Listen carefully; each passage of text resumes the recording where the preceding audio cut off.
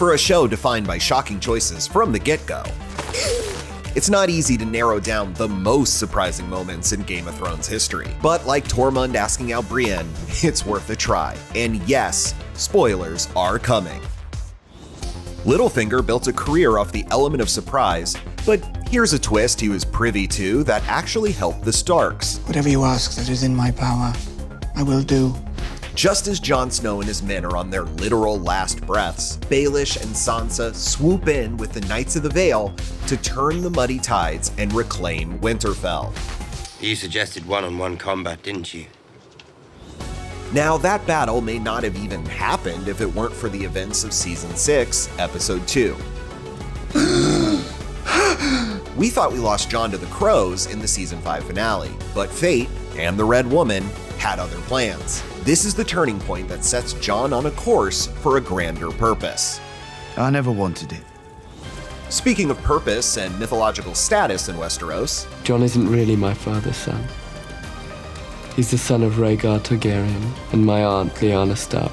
this parental reveal in the Season 7 finale crushes Daenerys' claim to the Iron Throne. Jon is the true heir, and also her nephew, so how do you say awkward in Valyrian? That is the worst joke I ever heard.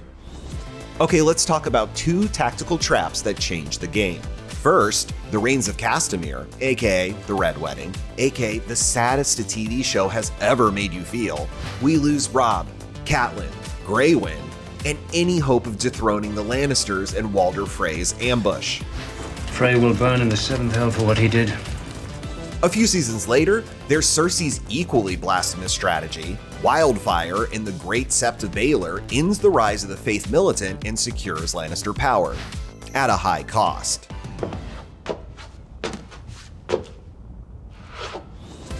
Now for a happier surprise to shake those off, we look to Arya. The last thing you're ever going to see is a Stark smiling down at you as you die. In Season 8, Episode 3, after a long, dark battle, like really dark, the Night King is poised to eliminate Bran and all of humanity, until Arya Stark steps in with a big old, "Not today!"